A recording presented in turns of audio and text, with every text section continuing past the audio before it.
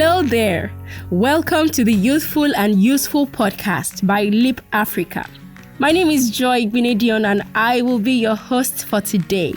This is another exciting episode to share with you useful information for personal development. Now, before I get into what we will be discussing today, I would like to remind you that you are a champion. Yes, you.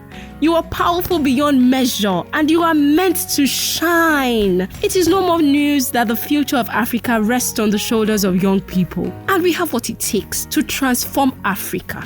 So do not limit yourself. Instead, be intentional about your self-development so that you can become a useful asset for the Africa of our dreams.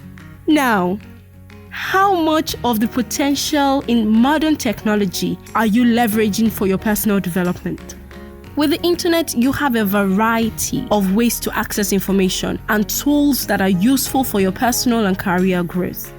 The question still is, how much are you maximizing these technological opportunities? Now, on today's episode of the Youthful and Useful podcast, we will be discussing the importance of leveraging digital technology and the variety of opportunities it presents to us. And I will be having this chat with the Senior E-Learning Coordinator at Leap Africa. So, dear listener, welcome with me, Ferdinand Eruka. Hello, Ferdinand, and thank you for joining me today. It's good to be here.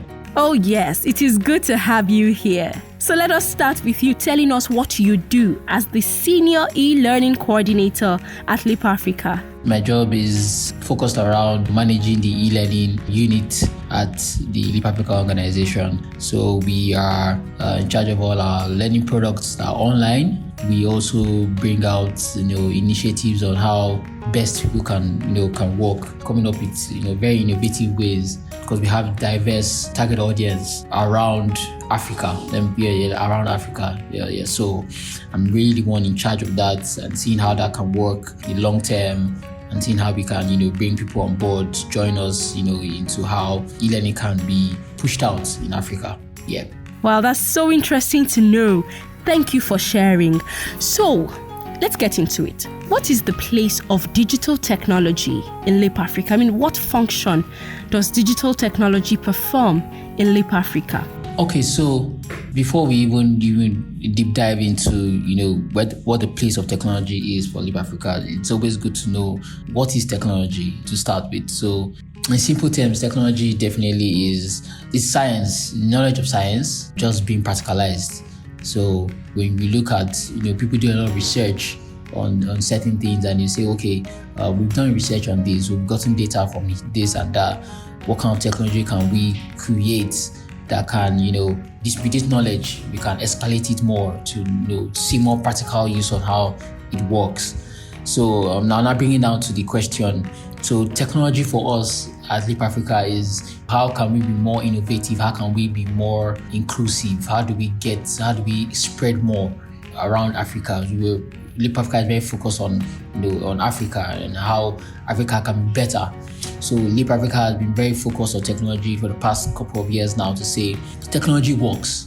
We can get to people with technology, be it platforms, be it through hardware, be it through software, and the e-learning department is very focused on that. Digital support, technology. We want to be able to say we are in a particular location and we can reach out to certain target audience in a particular location and still deliver effective trainings or whatever it is based on our programs and projects. So technology for us is very, very important in everything we do.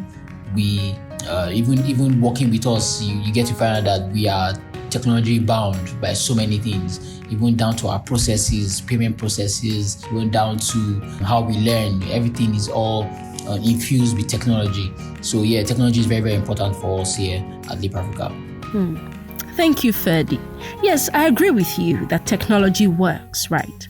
But can you please share how technology has helped the transformative work at Leap Africa? So there are some key things that technology has helped us. Access to information is very, very important. So information, now I'm talking about the web. Everybody now has access to the web, and kind of work we're doing, we need to always do research. And having access to the web and kind of partners, people that are doing things out there. We have a lot of people doing initiatives out there. Another thing technology has helped us is communication. So having to communicate with someone in another country far away from you via mail, via calls, via whatever it is now, WhatsApp, Telegram, and the likes. Communication has been better. Unlike before, you have to send a letter. Can you imagine sending a letter to a partner somewhere in, let's say, Uganda? When does he get there? When does he get to the person's desk? When does the person have time to digest it? When does the person have time to reply? With technology now, you're just a dial away, or even just an email away. Oh, we have an issue here. We have to escalate quickly and stop. We need an urgent, attention to it. Technology has also helped us to learn better. So we have a learning management system where we have products, most of our courses, centered around leadership, and we've been able to deploy this, to different kind of beneficiaries, and this also gives us the room to learn how or know how people want to learn. So we have a monitor and evaluation unit here where we do baseline and endline, and that affects also our work at the e-learning side. So we always like to see where people are at the beginning, then we always would like to see where they are at the end when they take a particular course. So technology has been able to let us know how people's learning curve, were they able to learn from this content that was delivered to them. What's the feedback? Is this content now obsolete? Where are people heading to? Are we following the world standard? So even for us as an organization, when we even deliver content or even through our learning management system, we always like to look at what other people are doing too. We always like to know that, okay, what has changed? Technology has also helped us to save time in so many things. So like, for instance, we have platforms that we work with that enables, some of our work we do here. So simple things as like platforms like MailChimp, SurveyMonkey, all these things help. Another thing that technology has helped us to do is, we have some platforms that have AI in them. We have a program called Social Innovators Program. Now, the Social Innovators Program is to get, young innovators who have like social change projects in Africa. And now we get tons of people coming to the application process. It can be very brain draining to going through close to 2,000, 3,000 applications. Now, you have an AI program that helps you, select that. It helps you. You already know you've given it the information you want. Okay, this is what I'm looking for. You need to filter as this goes on. So also sometimes we go back to review some in case the AIs are not perfect. Artificial intelligence are not that perfect, but that helped us over time to get to where we are. So that's I think that's really the advantage, one of the real advantages, or some of the advantages or aspects of advantages that technology has really helped us here at Leap Africa. Amazing. Wow. So beyond the ways that technology has been useful in Leap Africa, how is technology useful to human beings in general? I mean, especially in this post-COVID society. Well, it's still almost in the same lines. So better communication, it has really helped, humanity to connect more. There's more connection, there's more networking because of technology. I can be in Nigeria and I know what is going on in Canada or in Finland. I remember 2020, the pandemic era, Zoom just became like a god overnight. And funny enough, there've been platforms, technology has happened. These things have been existing for quite some time, but they've not had, their time to shine. And this now, that pandemic really just brought it up. I remember those days, even before Zoom, it was Skype we used to use then. I remember working with Skype a lot. Skype was more like the go-to place for meetings, especially for like FaceTime. And now you have iPhone that has its own FaceTime. You have Zoom. You have Google Meet. There are a whole lot. There's Microsoft Teams. There is a whole lot of technology-bound platforms that now brings that communication together. Even down to WhatsApp now. WhatsApp now has its own group calls. Everybody can do video group calls. I remember it used to be like limited to whether 2 or 4. But now you have more than that. Instagram is there, Instagram Live, Twitter and stuff. Those things have helped, they kind of help, and it's cost effective. So yeah, I think technology has done, a lot for us in that aspect. Now, from your personal interaction with technology, can you speak to ways technology has been helpful to young people in particular, or the benefits that it brings to young people? So technology has really helped, especially in this present generation, where you can see that young people are learning because they have access to this technology. So of recent, you notice how Africans, a lot of young Africans are now into photography. A lot of them are doing very improved level of photography. And when you find out this person didn't even learn it from school. Through technology, they've been able to just through their smartphones, they've learned online. This is how this can come out. You're seeing a lot of good things happening. I'm looking at different categories. There's the photography area. There's the area of music. I can remember when I was still a bit young, and we used to have this music platform called Fruity Loops, where we just started playing around with it, and just playing around with all the keys, trying to. You didn't have to go to music school to learn it. So what it was, I already had default buttons, it had the guitars in there, drums in there. All you need to just arrange it to how you wanted, sync it to how you wanted. And I know more than 10 people who are now music producers because of that. So they've been able to become music producers by just learning that, and not like if anybody taught them. Sometimes these things just come with very minimal, guide. Sometimes even the tutorial you see is from somebody else who has been trying out. He has not figured it out. Dropped a video. This is how to use it. This is what this one does. This is what this one does.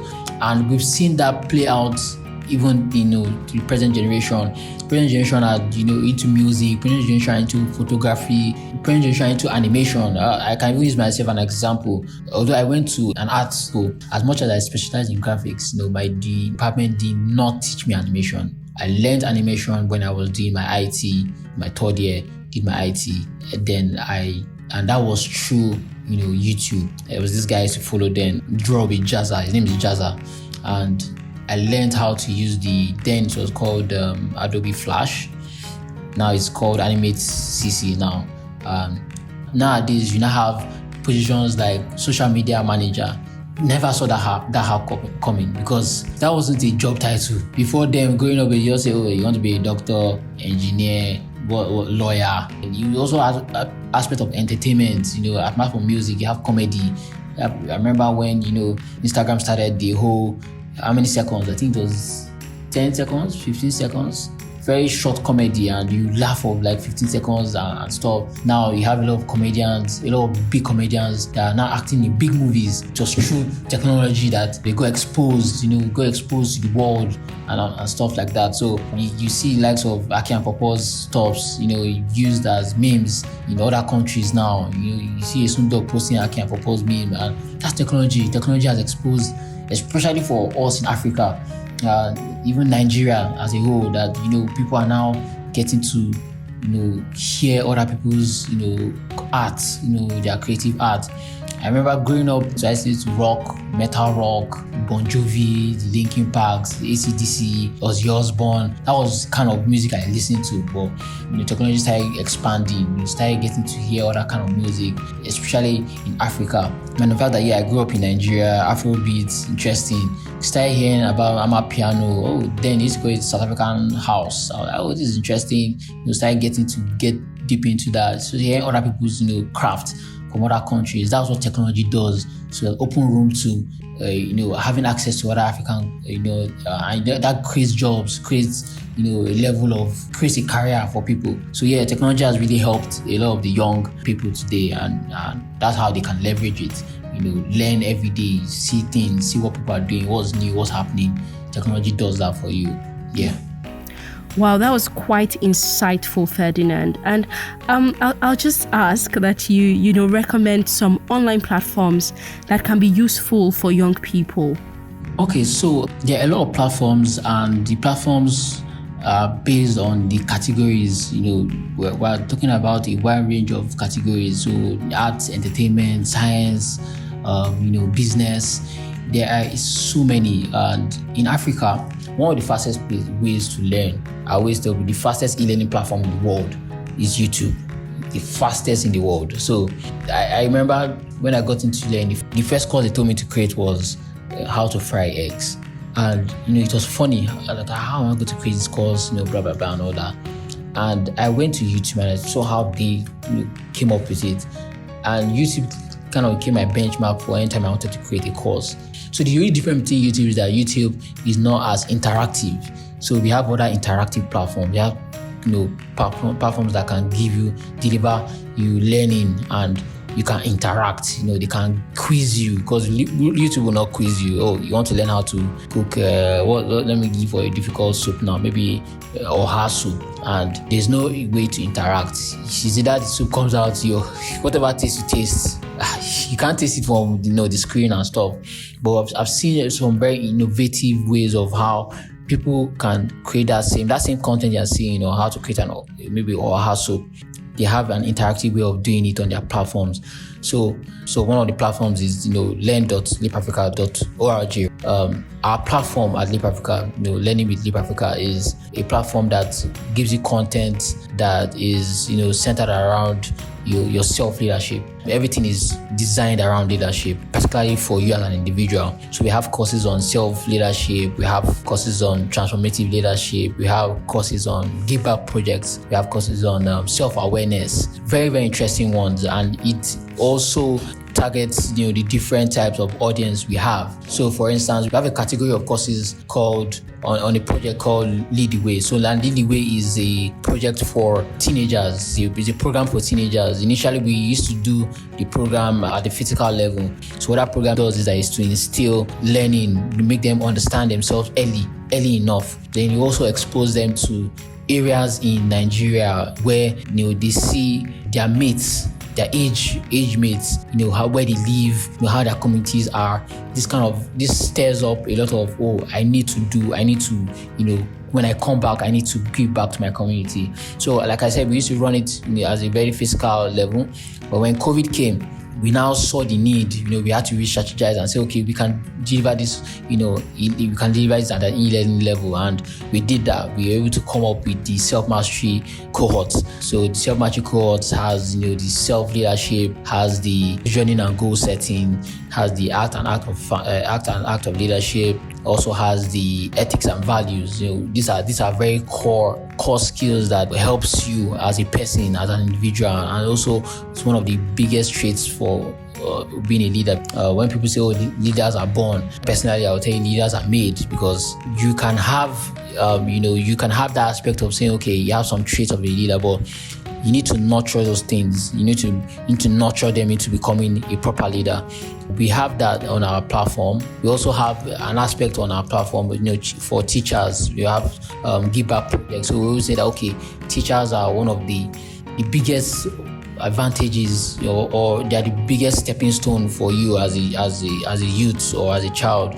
When you are growing in the world, because you spend more time, at school with your teachers. They're more like role models to you. It's whatever happens there kind of sticks more than even your parents. And so we had to tackle that and say, okay, some of the teachers also need this. So we created courses for these teachers that they can, escalate to their students that are always with them. So we have courses for teachers. Then we didn't forget the youths. Youths are also important too. So we have courses for youths that are in university level. We call the program Youth Leadership Program, where we have very great facilitators, who have worked with youth globally, and they delivered excellent content. And we have that. If you go to our platform, you will see the ratings on how these things have worked, how people have changed, how people have gone from point A and now in point T, and saying, oh, this has really changed them. So we have that. Minus just our platform, which is Leap, places that are very interesting. Coursera is one of the most talked about learning platform in the world today. We have a lot of courses on Udemy. You have a lot of courses on EDX. Yeah, there are so many. There's Open Sesame. Some people don't want to pay for certain things. Yeah, some people don't want to pay. But I always say excellence is expensive. But before you even get there, you need to have that interest. And if you want to have that interest, you need to actually do research. Like our own platform, we have free courses, a lot of free courses there, because we see it as giving back. We see it as giving back. We advocate for certain things to grow. Minus that, I always tell people that learning is every day. So there's just even giving an example. I was watching the BBC Pidgin on Instagram, and there was this guy they projected, a 17-year-old guy. I think he's called Isa or something like that. From the northern part of Nigeria, and he created a robot out of cartons, cardboard, and some wires, and he did that during the 2020 incident. That he was at home, he just went online, he was just looking at how it was done, and he started creating. He's just 17 and he has created, like, you need to see the video. He was there. He had created how the hands were moving. It was synced with his own hand. So anytime he moved his hand, the robot's hand would move. And he was just explaining how when he was doing it, they were discouraging him and stuff. But that's just learning from YouTube. Now imagine if he had access to some other platforms. There are a lot of platforms to learn. Sometimes even just typing on Google to say how to, it is the simplest thing you can do in your life. Especially, you always learn a skill. I always tell people, learn a skill. Always learn a skill. So I think that's really just my answer to that question. Now, Ferdy, let's talk about the hazards. I mean, the internet has developed to become a world of its own. Almost everything can be done via the internet. And there's information about almost everything on the internet. And when people get connected to the internet, there's this tendency, to just remain there, jumping from one page to another, swiping left and right, from one social media platform to the other. And the challenge is, sometimes we spend so much time on things that are less valuable when there are other content with great value for young people. So what would your advice be to young people on the use of internet for personal and professional benefits? Okay. So this is a tough question, because why I say it's a tough question is because the internet, like you said, it's a world of its own, and sometimes you can get lost in that world. The content that is online now, if you lose focus, you don't even know what you're doing again. So this is now like the unhealthy part of technology. Let me just put it that way. So the unhealthy part of technology is that some people have, they've used technology to create a whole lot of, bad out there. So what my advice will always be that, okay, when you're going there, you need to be very focused. You need to know why you're going there. Everything you do has to be very deliberate. You just need to be focused. You just need to know where you want to go to. Sometimes you go on Twitter, and if you're not careful, you find yourself somewhere else, or you're attacking somebody on a comment. So I always advise, when you're going to the web, know the kind of people you follow, because you must attract the kind of people you want, to influence your life, especially if you're looking for a career. So for instance, I remember when I was having issues with, saving, financial management and stuff, the technology helps you with that too, because the moment you type finance, on any technology platform, there is an algorithm that automatically just says, Ferdinand wants to see things in finance. I know where he's heading at. So it throws in those kind of contents to you. That's how I found out about Money Africa. I was now able to balance my finance, and I knew how to manage well, how to budget well, and stuff like that. So how I stumbled on Money Africa was I was looking at how to, control my finances, how to budget well, how to plan well, and I just stumbled on Money Africa because of the algorithm helps me to do that. So, the kind of people you follow also, it's always good to have a mentor or someone you look up to in a particular area in your career or whatever you want to be. Even if you're an entrepreneur, you still have a career.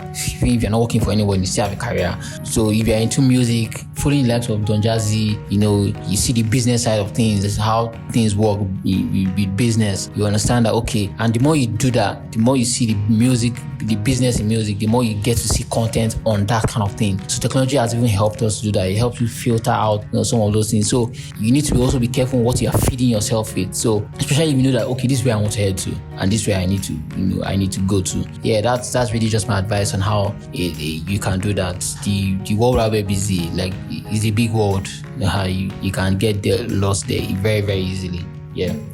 Amazing. Thank you, Ferdinand, for sharing this insightful information. I'm so glad that you could join me today. Thank you. It's a pleasure being here. Yeah. Dear listener, that was Ferdinand Eruka, the Senior E-Learning Coordinator at Leap Africa. And as he said, technology works, and it has changed the approach to many things in different ways. Technology has simplified processes and has helped increase productivity. Individuals and organizations are encouraged to leverage technology for better results.